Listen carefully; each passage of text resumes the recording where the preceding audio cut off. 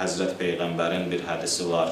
Buyurur, Zəyyinu məcalisəkum bi zikri Ali ibn Əbi Talib. Ali ibn Əbi Talibi zikr eləməklə məclislərimizi zinətləndirin. Doğrudan da ağanın adı gələn yerdə məclis xüsusi bir zinət tapar. Əli əleyhissalamın barəsində çox danışmaq olar, fəzilətləri saysız hesabsızdır. Amma mən bəzi cəhətlərinə bu məclisdə işarə edəcəm. Ola bilsin ki, bu cəhətlərin bəziləri elə dəfələrlə eşitdiyimiz fəzilətlərdir. Amma içərisində bəzi fəzilətlər də var ki, ola bilsin biz eşitməmişik. İlk dəfədir ki, o Həzrətin bu fəzilətləri ilə rastlaşmış olarıq. Ona görə də hər halda həm bir bayramlıq üçün təbrik olar, həm də təbərrük olar. Əli əleyhissalam üçün bəzən danışanda deyirlər ki, nümunəvi bir insandır. Doğrudan da belədir. Həzrət Əli əleyhissalam nümunəvi bir şəxsiyyətdir. Bu, danılmaz bir həqiqətdir ki, o Həzrət bütün bəşəriyyətə, bütün insanlara və insanlığa nümunədir. Allah elə Həzrət Əli əleyhissalamı Peyğəmbərdən sonra buna görə seçib, insanlara imam təyin edib. Çünki nümunəvilik xüsusiyyəti o Həzrətdə var. Onun üçün o Həzrət nümunəvi bir insandır. Amma istəyirəm bugünkü məclisdə bir başqa söz Həzrət üçün qeyd edeyim.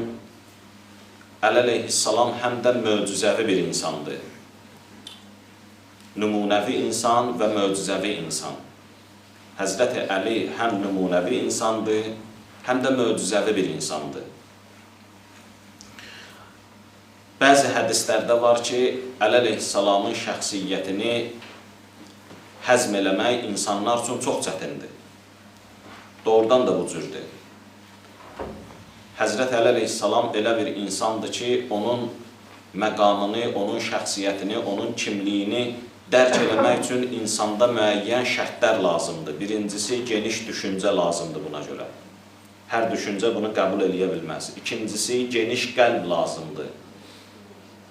Bilirsiniz ki, Allah Peyğəmbərə belə bir söz buyurub ki, Ələm nəşrəh ləkə sədrək, ya Peyğəmbər, biz sənin qəlbini genişləndirmədiyimi, yəni o həqiqətləri, ilahi həqiqətləri sənin qəlbivə köçürməkdən ötürü səndə qəlb genişliyi lazımdır. Qəlb geniş olmasa, ilahi həqiqətlər onda yerləşə bilməz. Qəlb genişlənməlidir ki, o ilahi həqiqətləri qəlb qəbul eləyə bilsin. Üçüncüsü də insanda mənəvi saflıq lazımdır. Və dördüncüsü də insanda halalzadəlik lazımdır. Bu şərtlər barəsində mən danışmaq istəmirəm. Sadəcə giriş üçün bu sözü demək istəyirəm ki, Həzrət Əli elə bir insandır ki, onun şəxsiyyətini həzm eləmək üçün bunlar lazımdır. Biri sual verə bilər ki, nə üçün Həzrət Əli şəxsiyyətini dərk eləməkdə belə bir şərtlər var? Çünki Həzrət Əli möcüzəvi bir insandır. Möcüzə elə bir şeydir ki, onun mahiyyətin, onun sirrin başa düşmək hər adamın zehni üçün, hər adamın düşüncəsi üçün, qəlbi üçün deyil. Hər insan möcüzənin mahiyyətini dərk eləyə bilməz. Möcüzə bir ilahi sirlərdən biridir ki, insana qəribə qalır. Həzrət İsa Peyğəmbərin əlindəki əsa dönür olur əjdaha. Bunun mahiyyətin nə cür dərk eləmək olar? İnsan üçün bağlıdır, müəmmalıdır. Elə sən sadəcə görərsən, iman gətirərsən, onun möcüzə olduğuna inanarsan, bu qədər kifayət eləyər. Biri gəldi Həzrət Əli əleyhissalamın yanına ki, ya Əli, mən səni tanımaq istəyirəm. Dedi, elə bu qədər tanı ki, mən imamam, mənim əmrim sənə vacibdir itaət eləmək üçün, bu qədər kifayətdir. Yəni, Həzrət Əli əleyhissalam demək istəyir ki, insanların düşüncəsi üçün deyil mənim şəxsiyyətimi dərk eləmək. Niyə? Çünki Həzrət Əli möcüzəvi insandır. Möcüzə o şeyə deyirlər ki, başqalarına aciz eləyir. Möcüzə aciz sözündəndir. Yəni, digərlərini aciz qoyan. O şey ki, digərlərinə aciz qoyur, ona deyərlər möcüzə. O şey ki, digərləri bunu kimi eləyə bilmir, ona deyərlər möcüzə. Bu sözü özümdən demirəm. Bu sözü alimlər də təsdiqləyib, ayələr, hədislər də təsdiqləyib. Hətta Məsihi alimi George Jordan da bu sözü təsdiqləyib ki, dünyaya xitabən deyib həmin Məsihi yazar, ki adını biz də dəfələrlə işlətmişik bu alimin, deyib ki, ey dünya, sən nə acizsən, Həzrəti Əli kimi şəxsiyyəti bir daha yetişdirə bilmirsən. Nə olaydı, bütün gücünü toplayaydın, o atda, o zülfüqarla, o qılıncla yenidən dünyaya bir Əli bəxş eləyəydin. Sən nə qədər acizsən ki, bunu eləyə bilmirsən. Hər şeyi bacarırsan, daha doğrusu çox şeyi bacarırsan, amma bunu bacara bilmirsən. Yəni, demək istəyir ki, Həzrəti Əli əleyhissalam möcüzəvi bir insandır. Ağanın möcüzəsi bilirsiniz hardan başladı? Elə ilk dünyaya gələn gündən. Göstərdi ki, dünyaya adi adam gəlmir. Göstərdi ki, bu dünyaya gələn insan Allahın bir möcüzəsidir. Həzrəti Əli əleyhissalama bir gün Peyğəmbərimiz buyurdu ki, ya Əli, keçmişin ən bədbəxt insanı Salih Peyğəmbərin dəvəsini öldürəndir. Gələcəyin də ən bədbəxt insanı səni öldürəndir. Ağa Rasulullah niyə? Buyurur ona görə ki, keçmişin ən bədbəxt insanı Salihin dəvəsini öldürən insandır. Ona görə ki, o dəvə adi dəvə deyildi. O Allah tərəfindən bəxş olunmuş bir möcüzə idi. Salih Peyğəmbərin möcüzəsi idi. Ya Əli, sən də tüm bu ümmətin möcüzəsisən, sən də tüm bu ümmətin bəşəriyyətin möcüzəsisən, ona görə də səni öldürən bədbəxt sayılır. Möcüzəni öldürən, möcüzəyə qarşı çıxan doğrudan da bədbəxtdir. Onun bədbəxtçiliyi bilirsiniz harada? Bu möcüzəyə qarşı çıxmaq istəyir. Əşi, sən hara? Məsələn, Peyğəmbər ayı böldü. İndi dünya alimləri yığılaşıb biz də bölmək istəyirik. Belə adamlara deyərlər ki, bunlar görə nə qədər düşüncəsiz insandır ki, Peyğəmbərin elədiyin eləmək istəyirlər. Bu mümkün olan bir şey deyil. Ki 14 əsr bundan qabaq Peyğəmbər bir iş görüb, indi yığışaq biz də deyək ki, gəlin məsələn 14 gecəlik ay çıxanda biz onu bölək. Alimlər heç bu iddiaya düşməzlər də. Niyə? Çünki dərk edirlər ki, mümkün deyil. Möcüzəyə qarşı çıxmaq o cəhalətdir. Dünyaya gəldiyi gündən Həzrət Əli əleyhissalamın möcüzəsi görsəndi. Haradaydı möcüzəsi? Elə oradaydı ki, o adi yerdə dünyaya gəlmədi. Onun möcüzəliyi buradadır ki, o Kəbə evində dünyaya gəldi. Möcüzə nə deməkdir? Başqalarına aciz qoyan, yəni heç kim bunun kimi deyil. Olub bir tarixi bəşərdə bir adam məsciddə dünyaya gəlir. Baxın, məsciddə dünyaya gəlmək fəzilətdir. Məscidlərin özünün fəzilət baxımından dərəcələri var. Məsələn, məhəllə məscidi ilə cami məscidinin fəziləti bir deyil.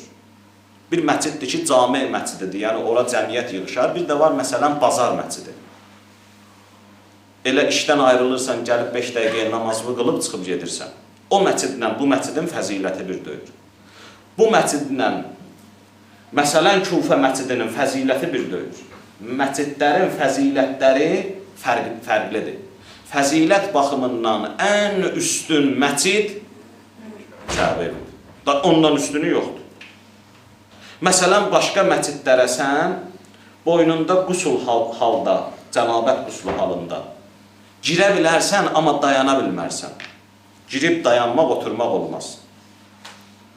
Amma Məscidül Hərama, Kəbə evinə heç girmək də olmaz. Dayanmaq heç girmək olmaz. Yəni, fəziləti şəriətdə də özün göstərir. Ən üstün məscid Məscidül Həramdır, Kəbə evidir. Orada Həzrət Əli əleyhissalam dünyaya gəlir. Bilirsiniz, Allah övliyaları dünyaya gələndə ümumiyyətlə, onların çoxlarında qeyri-adilik var.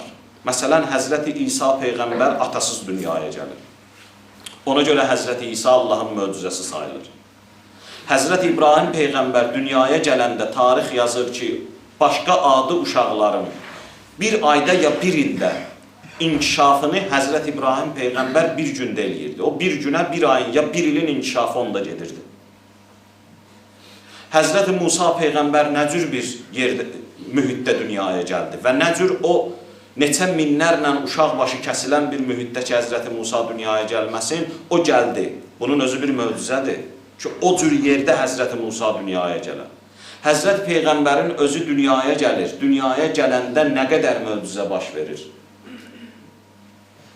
Kəbədə nə qədər bütlər var idisə, səhər dururlar, görürlər ki, hamısı başlarını qoyub yerə. Nə olub, nə xəbər? İslam Peyğəmbəri bu gecə dünyaya gəlir. Atəşkədə var idi, o atəşə ibadət edirdilər, sönür.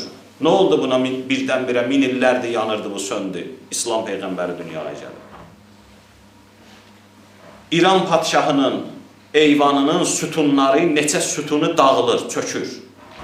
Nə oldu birdən-birə buna? Yəni, İslam Peyğəmbərinin dünyaya gəlməsi təbiətdə qeyri-adiliklərlə müşahidə olunur. Baxın, Həzrət Əli əleyhissalamda bu cərgədən geri qalmır. Onun da dünyaya gəlişində qeyri-adilik var. Qeyri-adiliyin biri budur ki, Kəbədə dünyaya gəlir. Əbbas ibn Əbdülmüttəlib, Yəzid ibn Qə'nəb.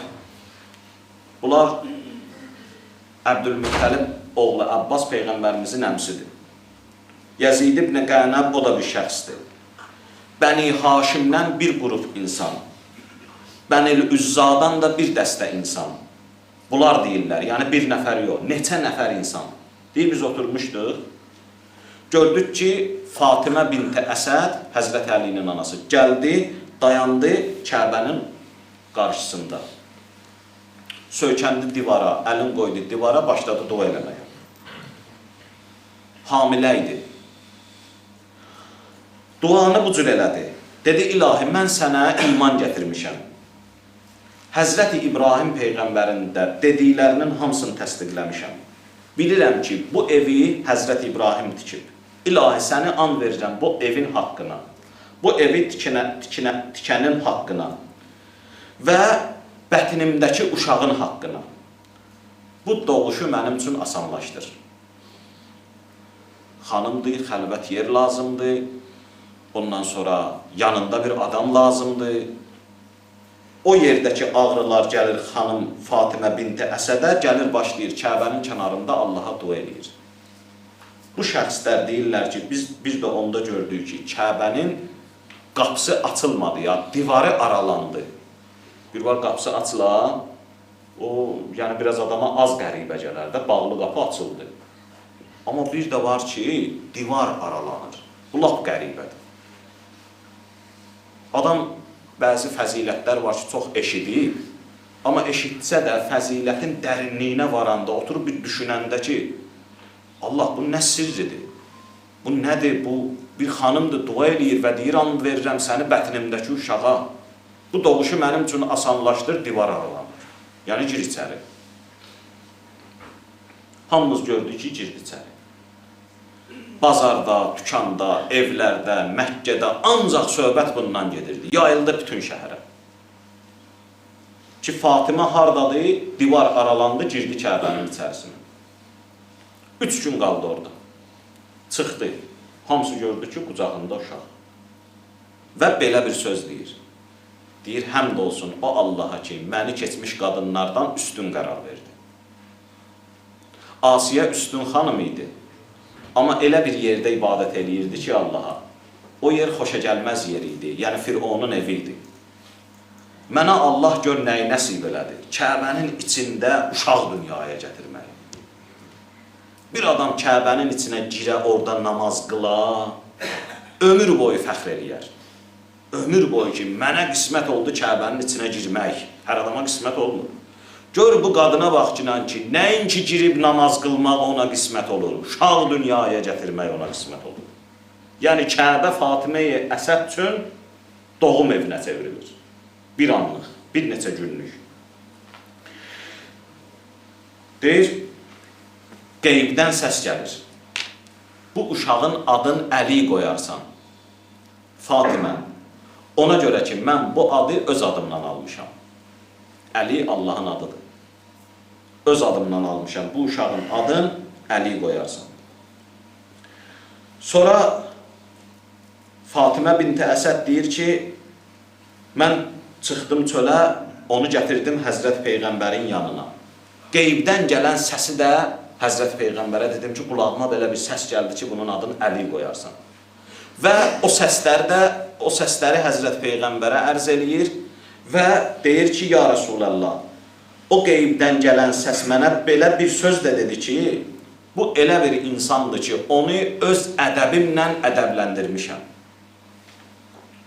Ona öz qüdrətimdən, ədalətimdən, elmimdən vermişəm. Odur mənim evimdən bütləri sındırıb yerə tökən. Odur Kəbənin damında azan verən. Odur mənim Həbibimdən sonra bütün bəşəriyyətə imam. Xoş olsun onu sevənlərin halına, vay olsun onu düşmən tutanların halına. Həzrət Peyğəmbər 30 yaşı var idi. Hələ Peyğəmbərliyə qalırdı.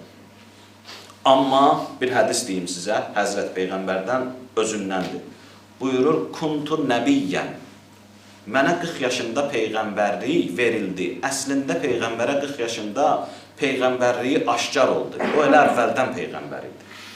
Sözə baxın, Peyğəmbər buyurur. Buyurur, mən Peyğəmbər idim. Adəm Peyğəmbər sunan torpaq arasında olan vaxtdan. Yəni, hələ Adəm yaranmamışdı. Allah istəyirdi palçıqdan onu yaratsın. Peyğəmbər buyurur, mən o zamandan Peyğəmbər idim. Sadəcə 40 yaşında o Peyğəmbərliyimi Allah aşkar elədi. Həzrət Əli əleyhissalam alır, Peyğəmbər alır Həzrəti qucağına. Gözlərini açır Peyğəmbərə. Möcüzənin biri getdi. İkincisi gəlir möcüzənin. Şəhadət verir Allaha qucağında. Peyğəmbərin Peyğəmbərliyinə. Başlayır oxumağa. Nəyi oxumağa? Oxuyur Həzrəti Adəm Peyğəmbərdən tutmuş. Üzü bir yana qədər. Nə qədər Peyğəmbərlərə səhifə gəlib, nə qədər Peyğəmbərlərə kitab gəlib Həzrəti Musaya, Tövrat və İncil, oradan nümunələr oxuyur. Hədislərdə var ki, hətta Həzrəti Adəmin oğlu Şis, ki Həzrəti Adəmin vəsisidir, sağ olsaydı, təsdiqləyərdi o uşağın oxuduqlarını. Biz görməmişik. Görmüşük bəlkə, uşaq danışaq. 5-də uşaq dünyaya gəlib, yaxınlaşırsan ona, deyirsən ki, salamun əleyküm, o da dodağın tərpədir, deyə əleykəssalam. Olur belə bir şey? Olmuyor. Uşaq danışması tarixdə az olub. Birin Quran-ı Kərim xəbər verir ki, kimdir? Həzrəti İsa'dır, 3 günlüyündə danışdı. Birin Quran-ı Kərim xəbər verir ki, Yusuf Peyğəmbər o şəhadət verdi, şahidlik elədi o körpə uşaq Yusuf Peyğəmbərin xeyrinə.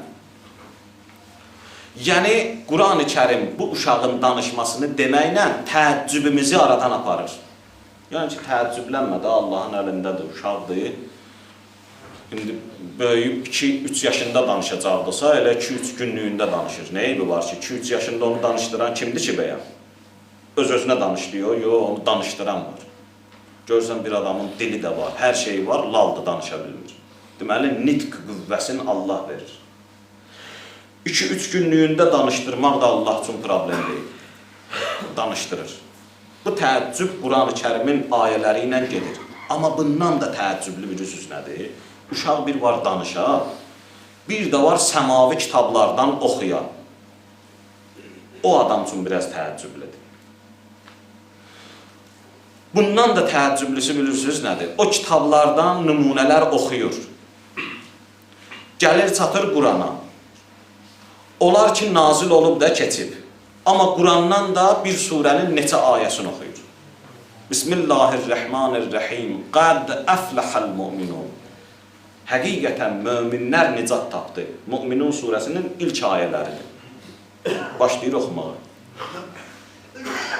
Bunun barəsində biz danışmışdıq ki, bu necə oxuya bilər, hələ Quran nazil olmayıb. Bu öz yerində, bunu mən danışmıram da.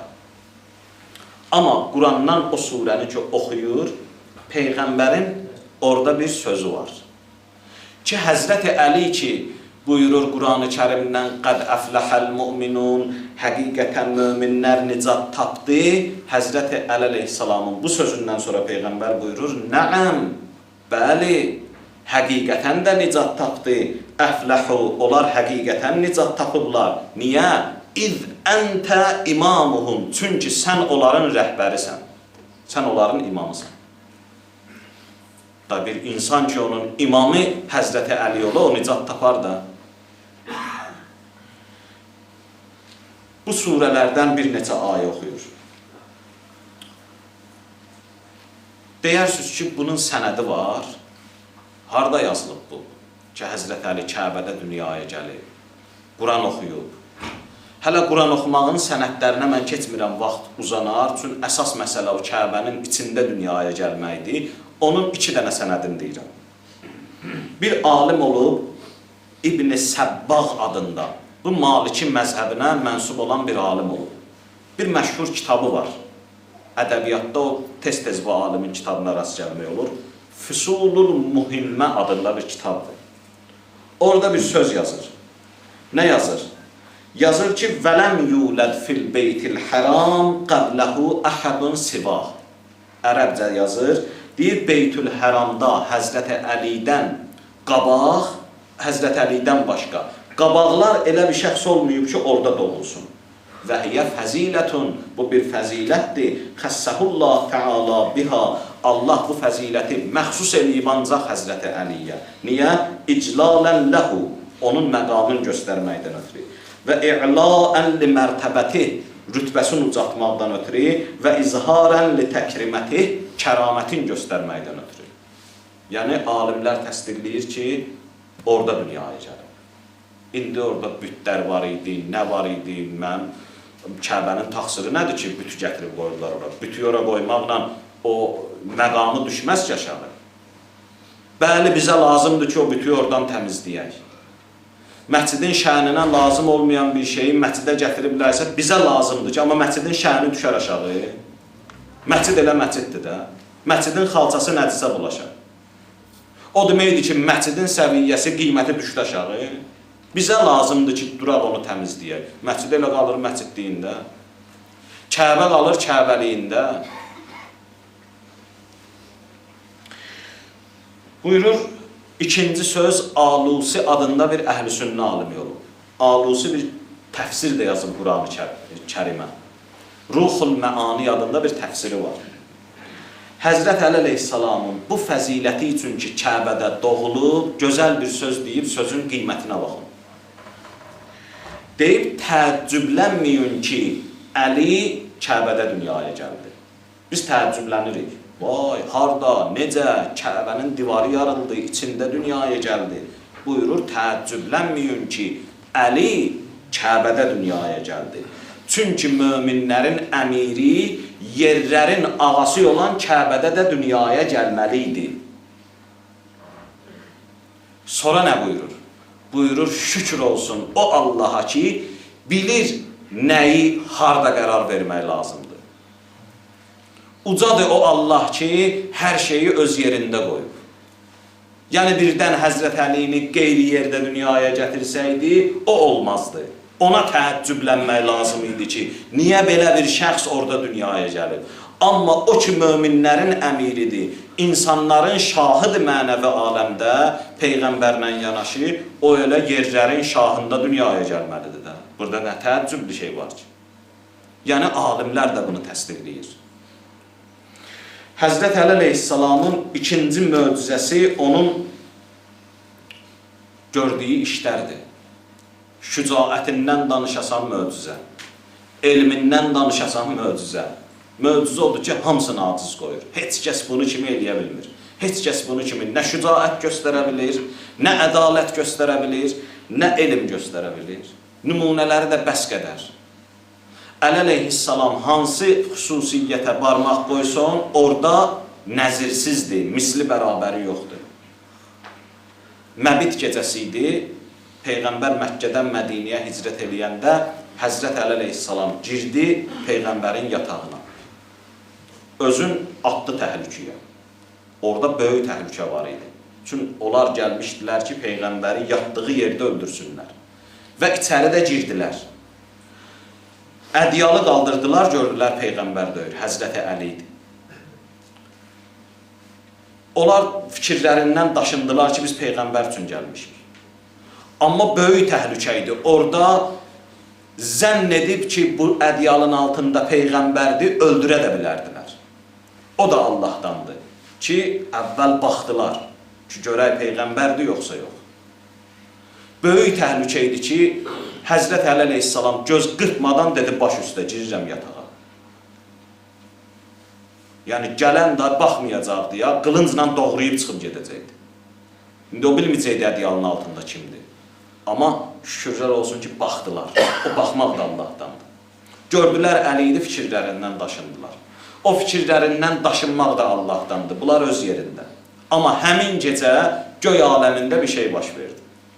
Həzrət Əli əleyhissalam burada atıb özün təhlükəyə, özün fəda edib Peyğəmbərə.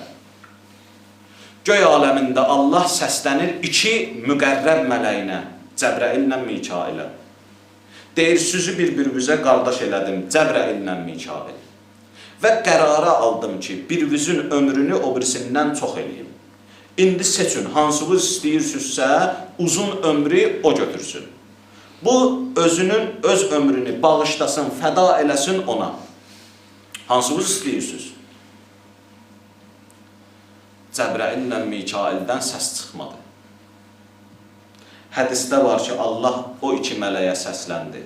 Dedi, mən sizi ikinizi bir-birinə qardaş qərar verdim. İkiniz də mənim ən yaxın mələyimsiz. Müqərrəb mələklərdənsiz. Amma biriniz digərinə ömrünü fəda eləmədi. Hal-hazırda baxın yer üzünə. İki şəxsi bir-birinə qardaş eləmişəm. Hal-hazırda biri öz ömrünü fəda eləyir o birisinin ömrünə. Yəni, onlar canda olmadınız. Həzrəti Əli canda olmadınız. Deməli, Həzrəti Əli əleyhissalamın məqamı tam başqadır. Fəzilətləri tam başqadır. Şücaətindən danışsan nə qədər nümunə. Elmindən danışsan nə qədər nümunə. Nəml surəsində Süleyman Peyğəmbər qalxır ayağa, deyir, Səbə qövmünün padşahının Bülqeysin taxtı tacın kim gətirər? Cin qalxır ayağa, deyir mən. Nə qədərə? Məclis dağılana qədər. Deyir, o tez istəyirəm. Asəf ibn Bərxiya vəziri qalxır ayağa, deyir, mən gətirərəm. Süleyman soruşur, nə qədərə gətirərsən? Deyir, tarfətəyn, göz qırpımında, gözlü yum, aç görəcəksən ki, taxtı tac buradayım. Quran-ı Kərim onun barəsində buyurur ki, və indəhu ilmun minəl kitab. O Asəfin yanında kitabdan bir hissə elm var idi. Rə'd surəsinin 43-cü ayəsində bütün alimlər deyir, bu ayə Həzrət Əlinin haqqındadır ki, və yəqulullezine kəfəru ləstə mürsələn. Peyğəmbər üçün kafirlər dedilər ki, sən Peyğəmbər deyilsən. Qul, ya Peyğəmbər, onlara de, kəfə billahi şəhidən bəyni və bəynəkum və mən indəhu ilmul kitab. Sizlə mənim aramda şahid iki nəfər şəxs yetər. Biri Allahdır, biri də yanında kitabın elmi olan şəxs. Alimlər buyururlar ki, kitabın elmi yanında olan şəxs Əli ibn Əbi Talibdir. Yəni, Allahla Əli ibn Əbi Talib şahiddir ki, bu kişi Peyğəmbərdir. Baxın, Asəf ibn Bərxiyatun deyir, onun yanında kitabdan bir hissə var idi. O hissə ilə o gücə malik idi ki, neçə kilometrlər, min kilometrlər yolu bir göz qırpımında qət eləyir və taxtı tacı gətirir Süleyman Peyğəmbərin huzuruna. İndi görün, və mən indəhu ilmul kitab, kitabın elminin hamısına yiyələnən şəxs hansı gücə malik olur? Əmmar Yasir deyir, mən gedirdim Həzrəti Əli ilə, deyir, oturduq bir yerdə, gördük ki, qarışqa yuvası var, nə qədər qarışqa. Mən dedim, şükür olsun Allaha ki, bu qarışqaların sayın bilir. Həzrət Əli əleyhissalam buyurdu ki, Əmmar Yasir, elə deməyəydin gərək. Deyeydin ki, şükür olsun o Allaha ki, bu qarışqaları yaradıb. Dedim, ya əmir əl-möminin, nəyə görə? O birinciyə görə şükür eləməyim Allaha. Dedi, onların sayın bilmək hünər deyil, onu yaratmaq hünərdir. Sayın bilməyə qalsa, onların sayın mən bilərəm. İstəyirsən, deyim sənə nə qədərdir. Bunu mən deyirəm, nə faydası gəlir oturub sayasan onları orada. Əli əleyhissalam buyurur, hətta onların hansının dişi, hansının erkək olduğunu da bilirəm. Başında nə qədər tük var bilirəm, o birinə demişdi. Yəni, elmindən nə qədər danışsan, möcüzədir. Məqamından danışsan möcüzədir. İblis keçirdi bir yerdən, gördü ki, bir neçə şəxs oturub, Həzrət Əli əleyhissalamın ünvanına nalayiq sözlər danışırlar. Ayaq saxlayır. İblis də olsa, göy aləmində yaşayıb bu iblis. Bilirsiniz ki, mələklərin içərisində yaşayıb. Allaha ibadət eləyib. Deyir, bunlara üzün tutur, deyir, vay olsun sizin halınıza. Mövlavıza niyə belə sözlər deyirsiniz? Neçə illər Həzrət Əli əleyhissalama lənət söyləyiblər axı. Muaviyyənin siyasəti nəticəsində. Deyir, niyə Mövlavıza bu cür sözlər deyirsiniz? Onlar soruşur ki, sən hardan bilirsən ki, o bizim Mövlamızdır? Deyir, bəs Peyğəmbərimizdən hədis eşitməmişsiniz ki, buyurub, mən kuntu Mövla, fəhava aliyyum Mövla. Hər kəsə ki, mən Mövlayam, Əli ibn Əbi Talib ona Mövladır. Hər kəs onu sevsə, Peyğəmbər buyurub, Allah sən də sev. Onu düşmən tutanı, Allah sən də düşmən tut, bunu eşitməmişsiniz. İblis onlara bir söz deyir, İblisdən çıxmayan iş. Bətər bir fəzilət söyləyir Həzrət Əli əleyhissalam üçün. Deyir, mən Allahın dərgahından qovulmuş həmin o cin tayfasındanam. Hamı bilir ki, göylər aləmində neçə min illər mələklərlə bir yerdə mən ibadət eləmişəm. Şeyx Səduq bu hədisi gətirir. Deyir, dünya səmasındakı Allaha nə qədər mən ibadət eləmişəm, bir dəfə bizim qarşımızdan bir nur keçdi. Bütün mələklər o nuru görcək düşdülər səcdiyə. Mən dedim, əcəba, bu mürsəl peyğəmbərlərdəndir, yoxsa müqərrəb mələklərdən? Mənə deyildi ki, bu nə müqərrəb mələklərdəndir, nə mürsəl peyğəmbərlərdən. Hâzâ nuru Ali ibn Əbi Talib. Bu Əli ibn Əbi Talibin nurudur. Mən orada gördüm ki, bütün ərşin mələkləri səcdiyə düşdülər bu nurun müqabilində. Mən onu oradan tanımışam. Həzrəti Peyğəmbər buyurur, Ləmmə usriyə bi ilə səma, elə ki, məni apardılar meyraca, ləm əcid babən və la hicabən, mən elə bir qapı görmədim ki, və la hicabən, elə bir pərdə, və la şəcərətən, və la vərəqətən, və la thəmərətən, elə bir ağac, elə bir yarpaq, elə bir meyvə görmədim ki, illa məktubun əleyha əliyyun əli. Onun üzərində Əli, Əli yazılmasın. Mən hansı qapıya, hansı ağaca, hansı ağacın yarpağına, meyvəsinə yaxınlaşdımsa, üzərində Əli ibn Əbi Talibin adının yazıldığını gördüm. Məhəbbətindən danışırsan möcüzə. Bu məqamı da ərz eləyim, zəhmətim tamam. Qulam var idi, qara dərili bir qulam. Adı Rəbah idi bu qulamın. Əli əleyhissalamın da dostlarından idi. Hər vaxtı bunun bir xüsusiyyəti var idi. Deyir, hər vaxtı Həzrət Əli əleyhissalamı görəndə keçərdi ağanın qabağına, deyərdi ki, ağam, mən səni çox istəyirəm. İnni uhibbuk. Mən səni sevirəm. Hər dəfə bu işi görərdi. Peyğəmbər günlərin bir günü Məscid-i Nəbidə, Mədinədə, məscidin çöl tərəfində əyləşmişdilər bir neçə sahabə ilə, Həzrət Əli əleyhissalam da yanında. Gördülər, bir cənazə aparırlar. Peyğəmbər işarə elədi, cənazəni gətizdirdi. Bəqi qəbrəstanlığına aparırlar ki, dəfn eləsinlər. Getdilər Həzrət Peyğəmbərin yanına, Peyğəmbər açdı bunun üzünü, gördü ki, qara qulam Rəbahdır, tanıyırdı. Üzün tutdu, dedi, ya Əli, bu həmin o qulamdır Rəbah. Tanıyırsan? Dedi, ya Resulallah, bəli, tanıyıram. Bu şəxs həmin şəxsdir ki, hər dəfə məni görərdi, keçərdi mənim qabağıma, deyərdi, ya Əli, sənə mənim canım qurban, səni mən çox istəyirəm. Öz məhəbbətini mənə hər dəfə məni görəndə izhar eləyərdi. Deyir, Peyğəmbər elə bu sözü Həzrət Əlidən eşidəndə qalxdı ayağa. Yəni, sanki Peyğəmbər demək istəyirdi ki, nə, səni görəndə deyirdi, sənə fəda olum, sənə məhəbbətim çoxdur, səni sevirəm, qalxır ayağa. Öz əbasını çıxartır, kəfən kimi bürüyür buna. Deyir, indi götürün aparaq bunu dəfn eləyək. Şəxsən Peyğəmbər dəfnində iştirak edir. Yolda gedəndə məscidlə Bəqi qəbrəstanlığın arası çox azdır. Yolda gedəndə göydən bir səs gəlir, səs eşidirlər səhabələr. Həzrəti Peyğəmbər buyurur ki, bu 70.000 mələyin göydən enməsinin səsidir. Gəlirlər bu qulamın cənazəsinin dəfnində iştirak eləsinlər. Gedir Həzrəti Peyğəmbər şəxsən onu qəbrə qoyur, üstünün daşını düzür və qalxır ayağa. Üzün tutur Həzrəti Əliyə. Deyir, ya Əli, o şərafət ki, Allah bu qara dərili qulama bəxş elədi, göydən yerə onun üçün mələklər nazil elədi ki, onun dəfnində iştirak eləsinlər. Bundan da belə o şərafət ki, bu qara qulama Allah cənnətdə bəxş eləyəcək, ya Əli, sənə olan məhəbbətə görədir. Bu kişinin ki, sənə bu qədər məhəbbəti var idi, Allah o məhəbbətə xatir buna bu qədər şərafət verdi. Allaha and verək öz izzət və cəlalına. Allah bu məhəbbəti bizə çox görməsin.